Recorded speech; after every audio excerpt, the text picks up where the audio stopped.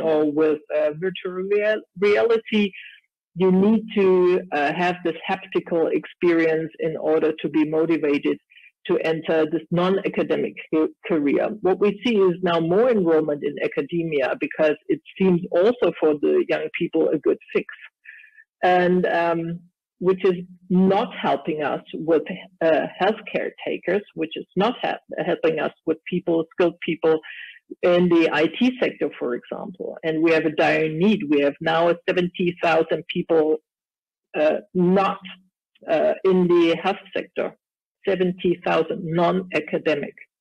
We have about 20,000 plus lacking in the IT sector.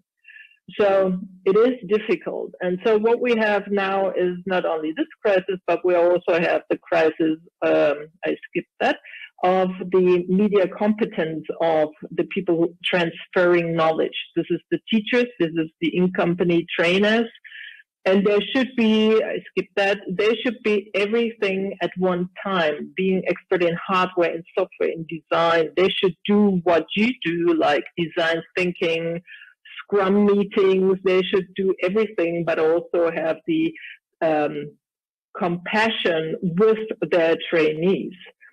So how to train them, didactics, social media, or legal questions. These are people not being awarded additional money for what they do in company trainers. They see it as vocation. And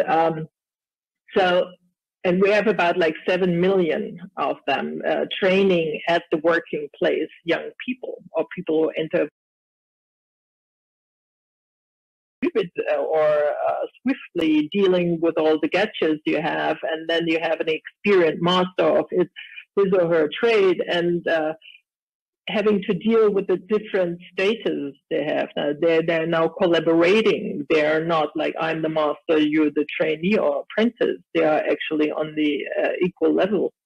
And to implement this, again, there's a lot of support needed. So our government has invested a lot of money, hundreds of millions of euros, to equip training centers to be the mediatory between school and enterprise, especially for micro, and medium-sized businesses, to enable them to introduce these digital automation, 3D printing, etc., in order to get the ideas you were talking about, Meg, and you too, to have introducing the innovation in a social evolving process into society. What we have in the streets are thousands of people doubting COVID-19. There's a really big insecurity in politics, but also in the society, and how to do that. So we have to find, together with the experts, the solutions. And as everybody says, not on a national, but on international level. And I think these are some ideas how to do that, and what kind of situation we are facing. And this is from me. Thank you. Thank you very much, Dr. Kress. Thank you. So we've gathered some questions during the presentations of all three speakers, and I will address them individually, and some of them will be more wide, so you can all share your point of view on that. Perhaps we will start with our Estonian speaker, Mr. Vanik. I had to cut you short before you had to maybe a chance to elaborate on SUV, the bot that was incorporated in the government sector, that was developed during the hackathon and was actually implemented quite quickly. I think that's a very interesting example of rapid digitalization that our viewers can benefit from. So if you could maybe share some ideas and your thoughts on that.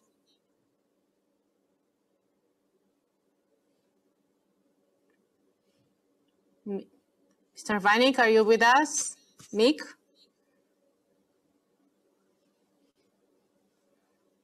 I think we have lost him. Control, can you hear us? Is the speaker still with us, the Estonian speaker? We had a question for him. Yes, I'm here. I was unmuted by the system, but I'm here now. Okay, perfect. So, yes, a couple of examples what came out of the hackathon that are still working. One is yes, this chatbot Hoya. Not Hoya, but it was a different name, chatbot Suve, that basically was answering the worries that citizens had about what they should do if they think they have symptoms or they think they have some mental health issues and whatnot. And that chatbot was actually used more than the phone line, and that was very, very important because the phone line was already very, very red. Another good example that's still being used is a database of volunteers who can either help the health sector, or they can also help with elderly people who didn't get the chance to get out of home to get their groceries to their door, and that was really important also because that gave those people an opportunity to actually speak to someone during the day when they weren't allowed to go outside. And with these couple of examples and a few more, I think the central issue was that there was a particular innovation-minded person in the public sector who happened to see that opportunity and said, yes, our organization needs this. We can fund it for a while, but just give us this solution right now and we'll start using it. So it is about, if you look from the private sector side, it's about finding those particular people who have the task or have the need to be very, very innovative. But I wanted to also touch upon a little bit what David from Copenhagen mentioned, that it helps really much if government is digitalized. So for years, Estonia has gotten the questions like, okay, but what do you do if internet goes offline? You can't provide any services. Now the situation was exactly the opposite.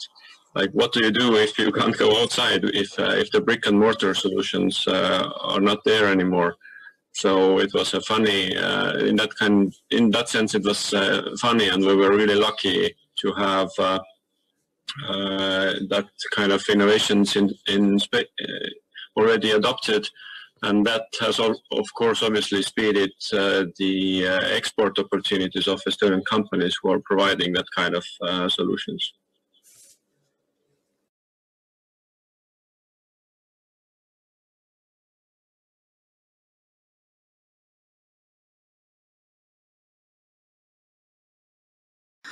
We had a question for the speaker from Denmark, to David, if you can hear us. So the question was a bit of a general one, so perhaps the other speakers would like to take their turn as well. What are your organization's main focus for 2021, and how did COVID change your long-term goals in terms of what you want Greater Copenhagen to look like? Let me start on that. It's a great question. I think part of let me go back to 2020 and 2019. We thought that the holy grail of economic development in Greater Copenhagen was a very big airport, lots of connectivity, and tons of bridges and train lines to Sweden. If we were all connected, we would sort of blossom. I think that we're looking into now for next year and many years, that's not going to be where the growth is coming from. That's not going to be the driver. So we're going into digital, and we're trying to figure out how do we become the innovation hub of digital. I know that Israel tries to be, I know that Estonia, and I'm thinking for 2021, it will be in the healthcare sector and digitalizing health. I think that's the opportunity. And so what I'm trying to do is trying to rally all my mayors, all my regional governors, anybody who wants to listen to that very message. I think that is where the future is. And I think, just as my Estonian friend said, the crisis had proven it wasn't the fear of the internet shutting down, or electricity falling out. It was a pandemic that caught us.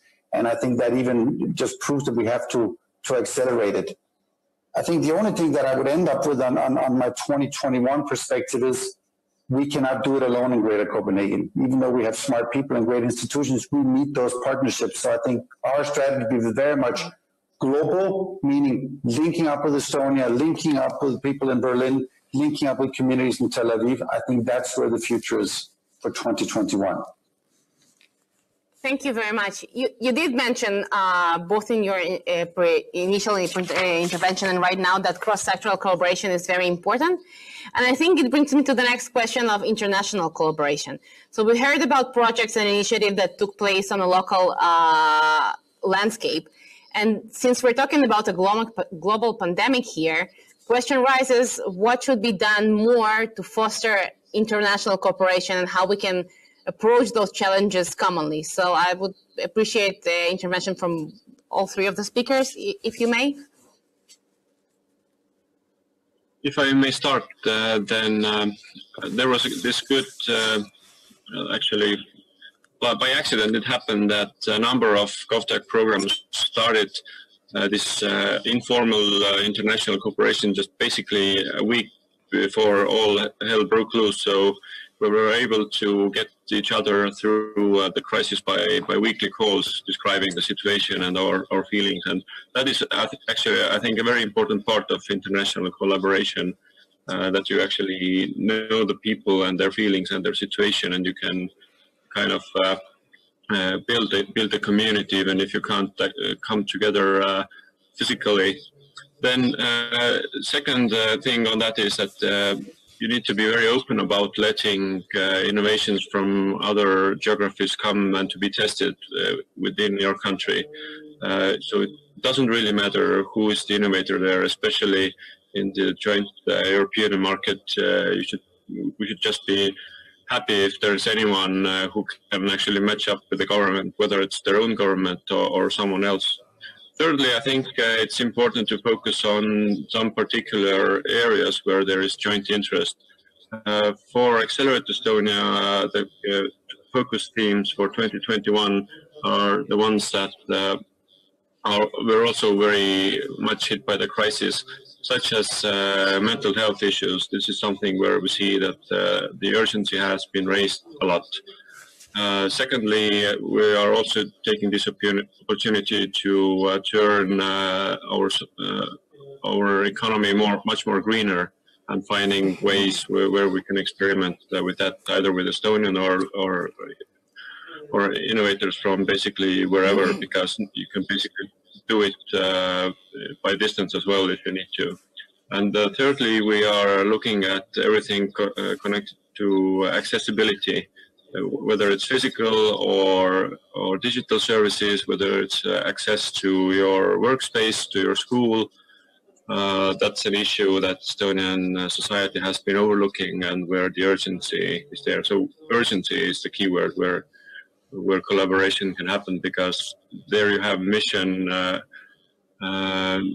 you have the sense of mission and the sense of urgency, which is really, really crucial for breakthroughs. Maybe let me add a comment, if I may, on the future on international collaboration. Of course, yes.